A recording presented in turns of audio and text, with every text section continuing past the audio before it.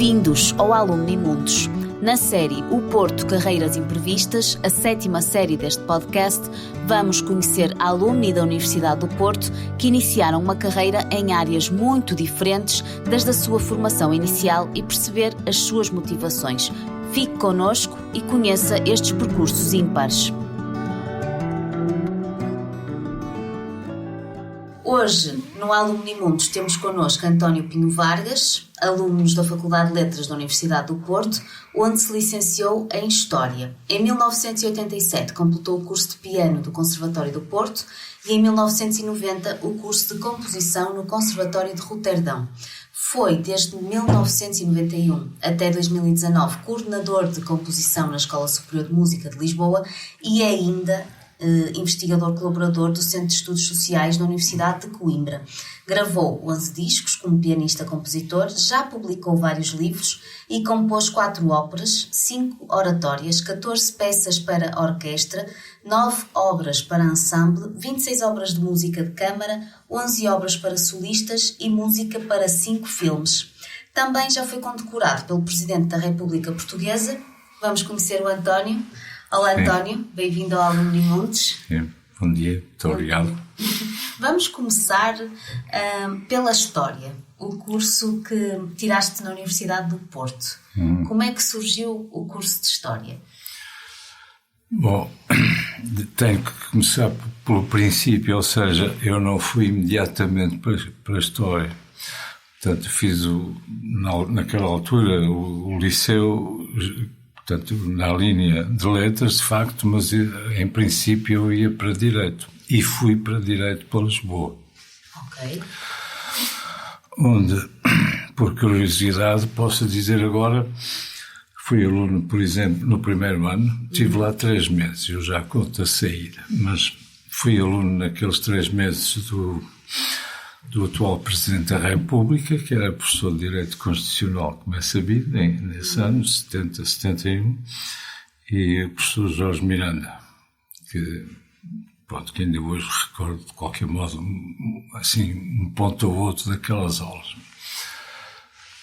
Mas, de facto, passado alguns meses, eu meti-me como era próprio daquela geração, acho eu, interessei-me pelos movimentos associativos, estudantis,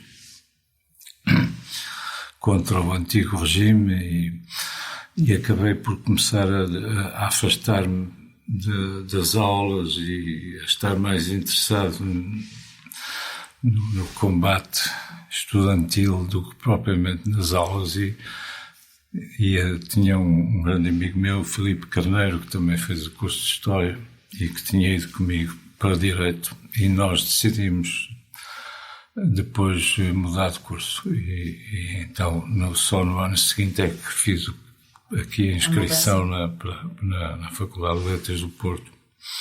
E só esteve 3 meses em Direito em Lisboa? Foi, mas foram 3 meses importantes. Intensos. Sim, porque deixaram muitas coisas profundas. A minha vida foi muito intensa, conheci muita gente, participei em muitos colóquios e assisti a muitas coisas e tudo isso veio a dar frutos mais tarde, sem dúvida. Muito bem. E depois veio para a História, no ano seguinte, então, aqui já para a Universidade do Porto. Sim. Tirou aqui o curso. Como é que foram esses anos em História?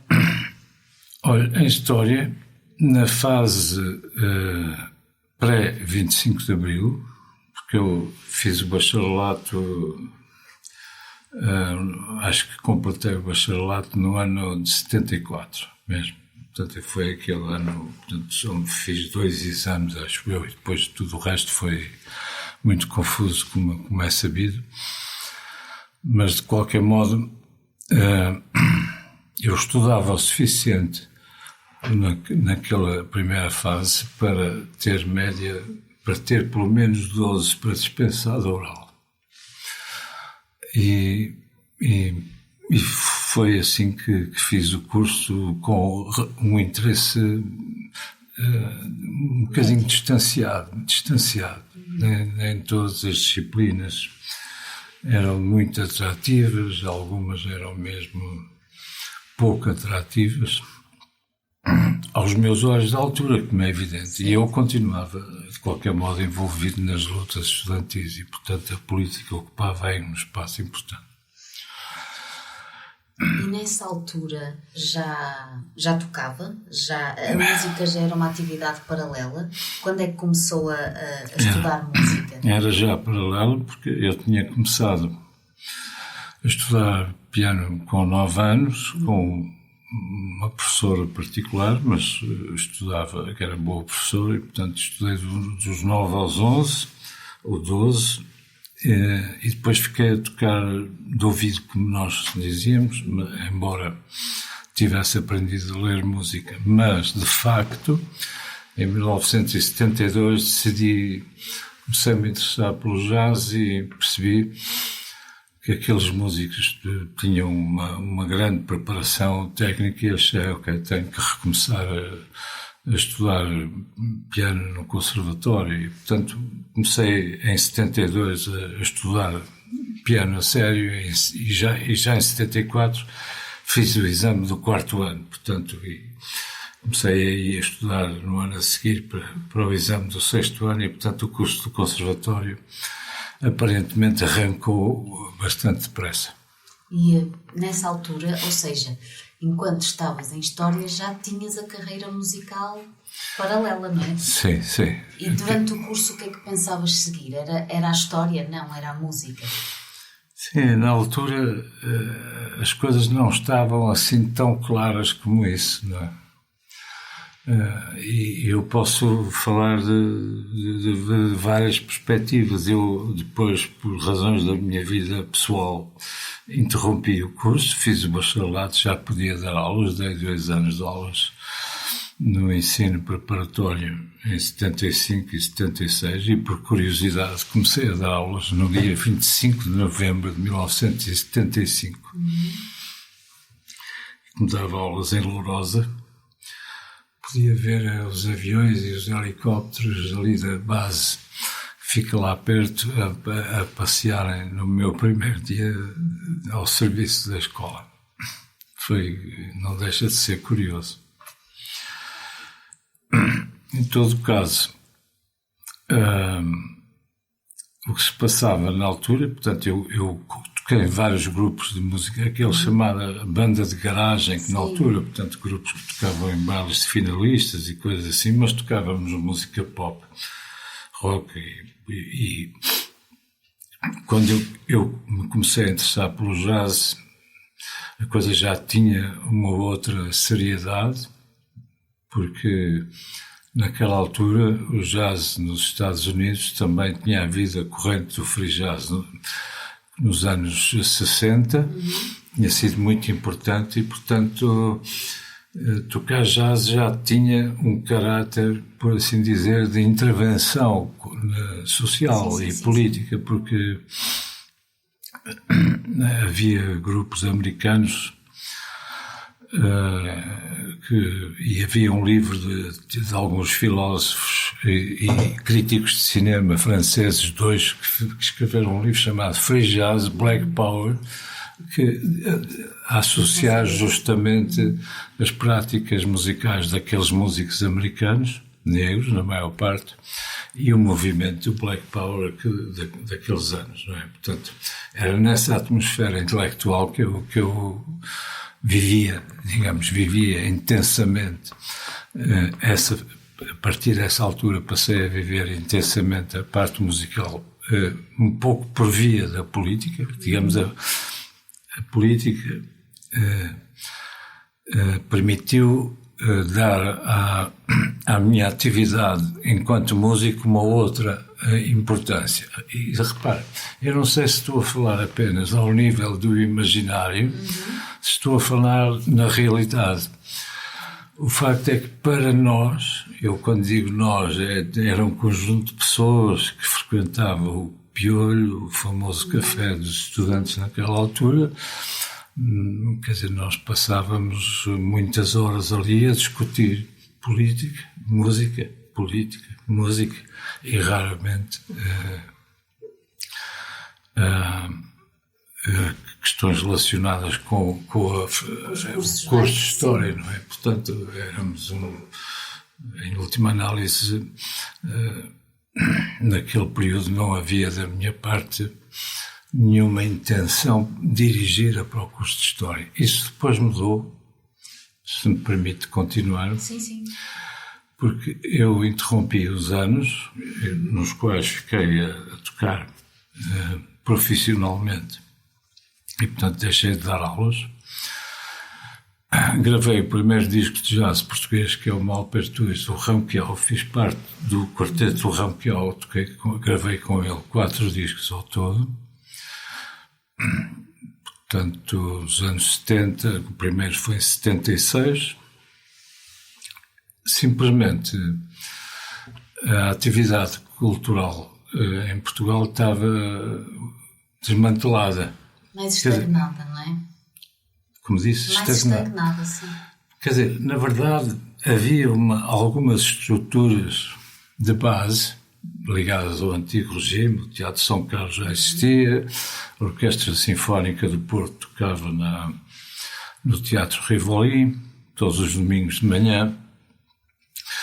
Mas para aquilo que eu queria fazer, e portanto criou-se um grupo entre mim e outros músicos do Porto chamado Zanarp, e o primeiro concerto que fizemos, por sinal, foi aqui relativamente perto, porque foi no Colégio Alemão. Fomos falar com o diretor na altura, que era um senhor muito simpático, que agradeceu. Propusemos fazer um concerto lá no pavilhão, que eles tinham, uma espécie de ginásio, mas quer dizer, aquilo encheu-se de gente em 1976, o mesmo ano, ou 5, talvez ainda 5, não tenho a certeza absoluta já. E, ok, era um grupo de jazz, era o primeiro grupo de jazz assim, sólido, desse ponto de vista a existir.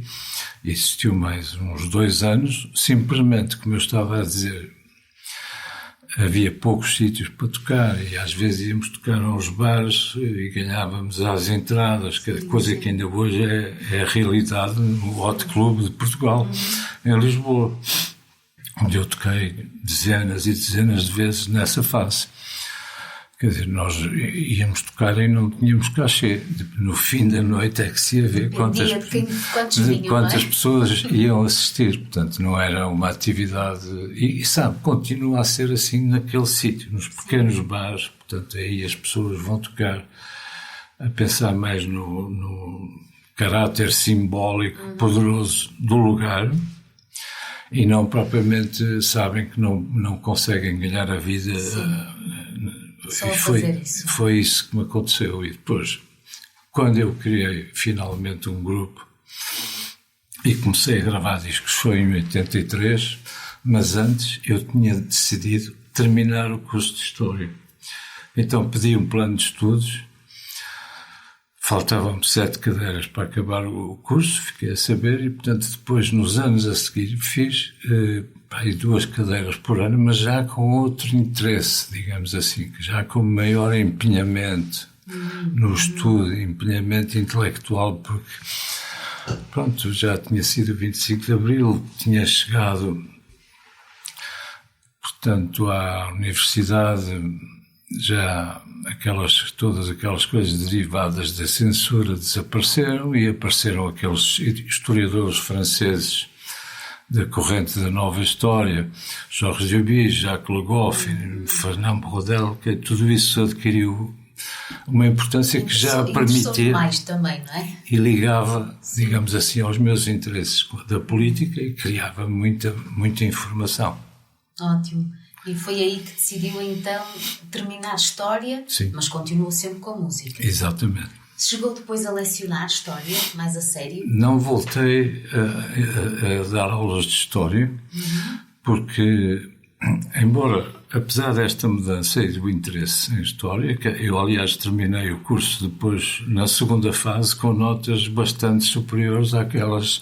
Aqueles 12, não é? Aqueles 12, andava lá para os 16, lá para cima, às vezes em certas disciplinas eram as melhores notas... minhas e de mais 2 ou 3, Aconteceu isso em algumas disciplinas. E gostei bastante de fazer isso, na altura. Mas, ao mesmo tempo, nesse mesmo ano em que terminei o curso, saiu o meu primeiro disco, Outros Lugares, em 83. E sabe, a maior parte dessas coisas, portanto, gravar discos, tocar com o Ronquial, ensaiar com o Ronquial, tudo isso acontecia em Lisboa. Eu tinha o meu grupo no Porto, continuava a viver aqui, mas passei a viajar muito mais. Era mais absorvente, não é? Tinha que andar de um lado para o outro. O interesse pelo jazz mudou a minha vida, e a seguir há uma outra mudança que se começa a notar lentamente nessa altura, porque ao estudar piano, há o repertório da música clássica ocidental, não é? Portanto, estuda-se Bach, Beethoven, Mozart, Chopin, e depois vai para ali fora, Bartók, e começa a chegar à música do século XX, e, portanto, começava a haver uma certa relação com a prática do jazz que eu já fazia. E acabei por me interessar pela composição.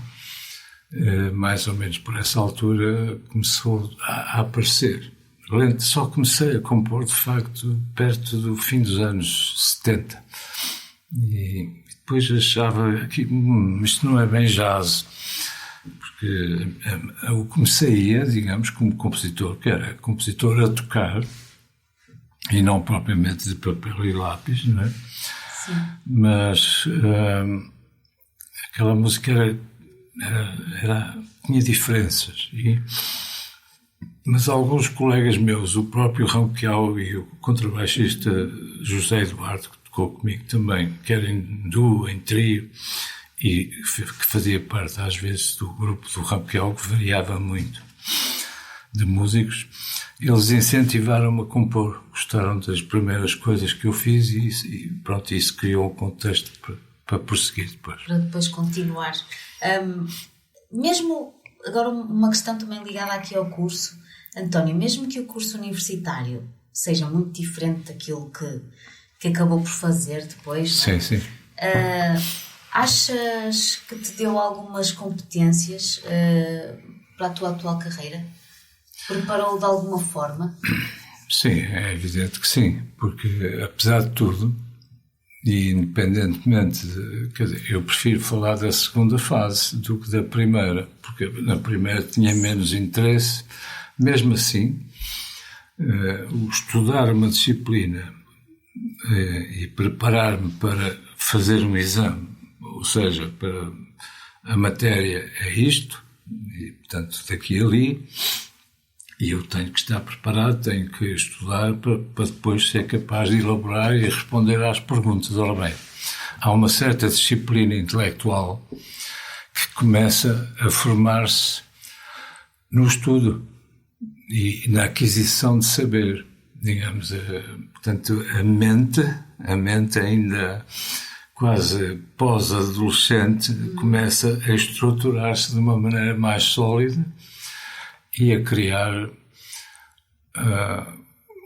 quer dizer, eu acho que consigo dizer isto a posteriori, não é? Mas de repente eu acho que tinha uma preparação, quer dizer, cultural, no lato sentido, quer musical, quer histórica, no sentido da história da música e da relação entre as várias músicas, e portanto aí esse interesse de saberes cruzados que me leva mais tarde a fazer o doutoramento em Sociologia da cultura, porque comecei a perceber que o meu campo de trabalho era um lugar problemático e que merecia ser analisado. E então acabei por fazer isso. Comecei em Inglaterra, na Universidade de Durham, com o professor Max Pedison, um ilustre musicólogo, mas tinha uma bolsa da FCT mista, portanto, Portugal e Inglaterra. Os primeiros 2 anos foi assim, com o professor Boaventura de Sousa Santos, e depois, como a minha temática tinha a ver muito com a música portuguesa e a sua presença ou a sua ausência Neste caso era mais a ausência que sim. no contexto europeu.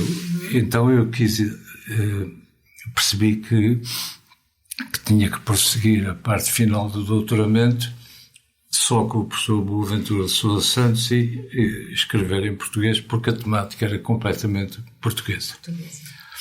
Eu tinha mesmo essa questão para colocar a seguir, que é o seu doutoramento em 2010. Eu acho que era isso que o António estava agora a dizer. Acho que tocou, não é? Como é que entrelaçou a história e a música? Foi nesta altura da sua vida que Sim. eu acho que entrelaçou estas duas realidades, não é? O doutoramento foi reflexo disso, efetivamente. Foi. Sem dúvida que foi. Quer dizer, foi um reflexo, eu diria, tardio. Quer dizer, porque, digamos que nestes anos que medeiam entre 1983, digamos assim, e 2010, eu, que sou compositor, começo a trabalhar, vou para a Holanda estudar composição em 87 e, portanto, não estou a pensar em estudar, estou a pensar em adquirir formação, conhecimento na composição, porque, de facto, a composição da tradição erudita europeia é muito diferente da composição do jazz. Portanto, enquanto que no jazz eu tocava piano e fazia, e portanto de repente estavam as músicas que eu compunha ali à minha frente, comigo a tocar, e de certa maneira desciam sobre mim enquanto músico que estava a tocar, e portanto ia tentando encontrar uma coisa que fizesse sentido, princípio, meio e fim.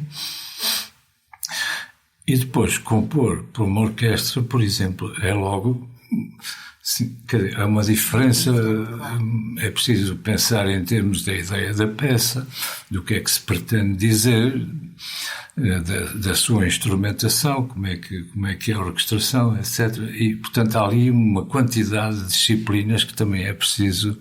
E sentia que precisava dessa formação? Sim, eu queria fazer isso. Só tocar não era suficiente para compor para uma orquestra ou para compor óperas ou coisas assim, que vieram muito mais tarde. Mas vieram muito mais tarde porquê? Porque, sabe, os compositores trabalham em articulação com os centros culturais que existem, com as instituições culturais que, entretanto, se foram criando em Portugal. Portanto, como eu disse há pouco, o Teatro São Carlos já existia, mas nos anos 80, sobretudo, começa a formar-se uma quantidade enorme de instituições culturais com as quais eu trabalhei e, portanto, posso dizer que elas também me alimentaram o crescimento musical. Estou a falar, por exemplo, do Centro Cultural de Belém, que são as grandes instituições do Estado. Começa, talvez, pela Culturgest, julgo que em 1990, mas já nos anos 80, em Lisboa houve um caso importante, eu falo dele com prazer, porque eu conhecia pessoalmente a doutora Madalena Perdigão e tinha imensa admiração por ela. E, por também pressão dela, fui convidado, ano sim, ano não, a partir de 83, 85, 88, 90, toquei várias vezes nos festivais da Gulbenkian, já em agosto, que tinha lugar no anfiteatro ao ar livre, na mesma altura em que estavam a sair os meus discos, e portanto aquilo, sabe, houve um dos discos que teve um sucesso tremendo, e portanto eu tocava lá com o anfiteatro completamente cheio, e o meu grupo, e pronto, 1000 pessoas, e foi uma coisa muito comovente o que se passou na minha vida nessa altura. Portanto, o Centro de Arte Moderna e o Serviço à Carte, fundado pela doutora Madalena Perdigão, que era uma mulher, quer dizer, de uma certa maneira, a própria Fundação Gulbenkian, a Orquestra Gulbenkian, no Coro Gulbenkian, no antigo Ballet Gulbenkian, tudo isso deriva da ação dela, da visão dela. Sim. Conseguiu transformar completamente o panorama português e depois mais, porque eu digo português porque na altura o festival que ela tinha criado anteriormente tinha concertos espalhados pelo país. O Festival Gulbenkian. Eu cheguei a ver, vou-lhe dizer uma data espantosa, que é em 1966, ou seja, eu tinha 15 anos. Uma professora de inglês disse-me: olha, tenho aqui um bilhete, sei que é músico, se quiser pode ir assistir ao quê? Ia assistir ao Karajan a dirigir a Filarmónica de Berlim no Coliseu do Porto, com 15 anos. Bom, portanto, aquela senhora, alguém escreveu com justiça que ela foi uma espécie de ministra da Cultura portanto, de todo aquele tempo do antigo regime, a parte final do antigo regime. E, portanto, as instituições que eu queria referir, portanto, cá no Porto foram a Casa da Música, que terminaram, Serralves, uns anos antes, o Centro Cultural de Belém, a Culturgest, e julgo que, no essencial, no que me diz respeito, é com este conjunto de instituições, eles faziam encomendas. Nós, compositores de música da tradição erudita ocidental, trabalhamos com encomendas. Faz parte do trabalho dessas instituições convidar compositores para escrever peças. E pronto, é isso. Um bocadinho da sua história também. Exatamente, é um facto. Com uma obra tão vasta, já nos falou aqui de algumas coisas e eu também já referi também no início, sim. Discos, livros, óperas, peças para orquestra. Sim. Recebeste, não é? Vários prémios e condecorações. Como é que foi ser condecorado pelo Presidente da República Portuguesa com a comenda da Ordem do Infante Dom Henrique? Isso não é para todos. Não, apesar de na altura haver nos jornais assim uma quantidade de gente que criticava, porque naqueles anos o Mário Soares, eu tive o grato prazer de receber a condecoração, a comenda com o Presidente da República, Mário Soares. Portanto, isso é uma honra que eu sinto. Muito grande, sim. Mas na altura havia muitos comendadores, que na verdade é um termo que eu nunca usei a meu próprio respeito, mas havia muitos ligados ao comércio, à indústria e tal. Portanto, a quantidade de condecorações no dia 10 de junho era mais que muito. Mas foi uma honra, de facto. E sabe, no ano em que eu recebeu também o cineasta Fonseca e Costa, que me telefonou a dizer: sabe, António, este ano vai haver um grupo de pessoas que vai receber a comenda, muito bom, porque nem sempre era muito bom. Então o Fonseca e Costa, eu fiz música para 2 filmes dele, em 95 telefonou-me a dizer isso, e também é um arquiteto conhecido, Gonçalo Birne, e acho que o Eduardo Souto Moura também recebeu uma comenda naquele ano. Naquela altura. Foi, isso é. Sabe, as artes interligavam-se, não é? Sim, claro. Pronto. Sim.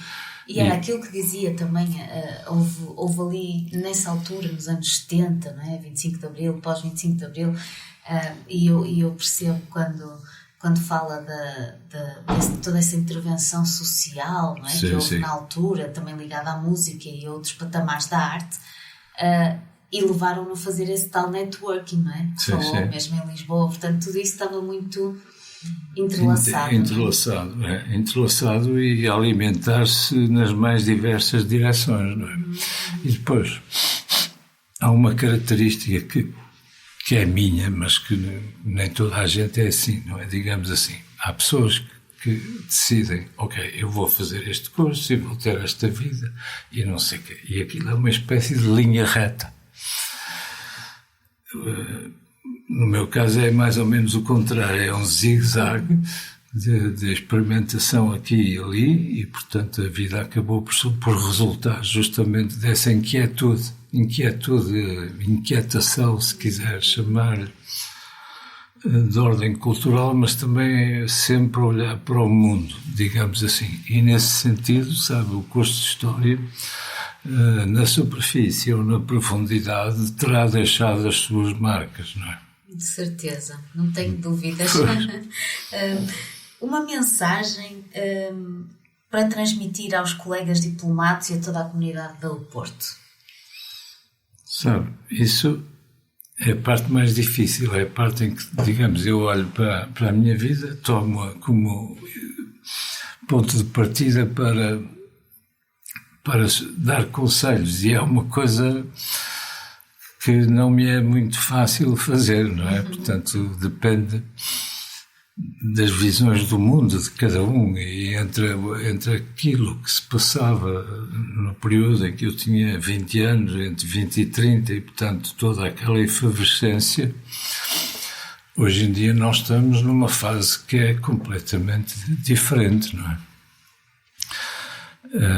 Há efervescências, mas de outra ordem, mais negativas, e há inquietações em relação a algumas disciplinas, nomeadamente a história, quer dizer, o número de alunos nas universidades, nas humanidades, vai diminuindo, sabemos isso, enquanto que a economia e a gestão de empresas vai aumentando, e portanto nós estamos numa fase que é um bocado complicada para eu poder dizer alguma coisa que venha a ser útil, mas na verdade, sabe, cada pessoa tem que responder àquilo que, de uma forma vaga, inicialmente, se transforma numa pulsão criativa, ok, que nos diz a cada um de nós: eu quero fazer isto, eu quero me interessar por isto. E isto, portanto, pode ser dentro da universidade como fora da universidade. Porque o mundo é grande, digamos assim. Ter uma formação universitária é importante porque se transforma facilmente numa arquitetura de conceitos. Portanto, dá-nos ferramentas. Cria ferramentas intelectuais para pensar o mundo e a nossa própria vida. E depois, em contraposição com isso, também há impulsos, quer dizer, estou a pensar a usar o termo freudiano das pulsões, qualquer coisa que vem de dentro e que nos diz: não, eu não quero fazer isto, quero fazer aquilo. E se a pessoa for, digamos assim, autêntica, fiel a si própria, deve seguir aquilo que deseja fazer. Quer dizer, convém que seja minimamente pragmático para não se colocar a si próprio numa situação difícil, sem saída, enfim, ou com uma porta aberta para o desemprego. Não convém nada que isso aconteça, e eu passei alguns anos da minha vida a seguir, portanto, o tal, a seguir, entre, digamos, 74 e 80, viver da música era uma espécie de ficção. A minha mãe dizia-me: vai acabar o teu curso, porque isto aqui não é vida ser músico, ninguém vive da música. É uma coisa que ainda subsiste, sabe, passados estes anos todos. Sim, é verdade. Mas no fundo o que está a dizer é para as pessoas serem fiéis àquilo que querem, não é? Às suas vontades, dentro do que seja na prática possível, não é? Exatamente. De realizar. Sim. Já agora, antes de terminarmos, estamos mesmo a terminar, mas falei de uma coisa importante. Como é que os seus pais reagiram quando perceberam que não ia pela história, que ia pela música? A mãe já disse para cada Sim, eu já disse a mãe, sabe, meu pai morreu relativamente cedo, morreu em 73 e tinha 60 anos e eu 22, e portanto eu ainda estava a terminar o curso, mesmo a primeira fase do bacharelato do curso de História. Portanto, a partir daí, toda esta interação, pais-filhos dizerem essa vida não vale nada, é melhor, não se ganha dinheiro, ninguém é isso, já tinha acontecido antes, sabe? Quando eu quis mudar de Direito para História, o meu pai não achou piada, porque tinha um filho que era médico já, o meu irmão mais velho era médico, cirurgião, e no seu quadro de valores o meu pai achava que ter um filho advogado ou juiz ou coisa assim era melhor do que ter um filho que fosse, na perspectiva dele, professor de História. Bom, eu tive que argumentar o melhor que pude para dizer que a minha vontade me conduzia para o outro lado. Claro, repare, e isto foi antes de até ter aparecido a música. Portanto, a seguir o que aconteceu com a mãe foi, digamos, uma espécie de... travou-se um pequeno combate, em termos figurados, não é? Entre a profissão tradicional, aceite socialmente, e uma profissão não tradicional aos olhos daquele tempo, que era mais instável, não é? Sabe, mais instável. Muitas vezes ouvi a pergunta que posso contar e reproduzir: o que é que tu fazes? E eu respondia: eu sou músico. E devolvia-me o seguinte: não, mas a sério, para além disso, o que é que tu fazes mesmo? Como se ser músico não fosse um modo de vida, uma profissão pela qual a pessoa era paga. Inclusivamente tinha uma profissão e tocava numa orquestra, por hipótese. Há imensos músicos que... Mas na altura, se calhar, era visto, ainda hoje é um bocadinho assim, não é? Ainda hoje é. Ainda hoje. Mas na altura ainda mais, era visto como uma coisa mais instável, não é? Sem dúvida. E era verdade isso. Sim, era efetivamente instável. É verdade. Mas eu tenho a certeza que os seus pais, onde estão super orgulhosos da carreira que fez. António, eu tive o prazer de ler um pseudo-poema pequenino da minha mãe, a autocriticar-se, digamos assim. Já ela, coitada, estava no hospital nos seus últimos... Teve um aneurisma e foi para o hospital, e então depois, enfim, lá morreu passado 3 meses, mas nós tivemos que arrumar as coisas, então apareceu aquele poema em que ela diz mesmo: eu estava errada e o meu filho estava certo. Foi muito comovente ler uma coisa daquelas. Acredito. Obrigada, António. Muito obrigado. Quanto a nós, encontramos no próximo Alumni Mundos. Até lá.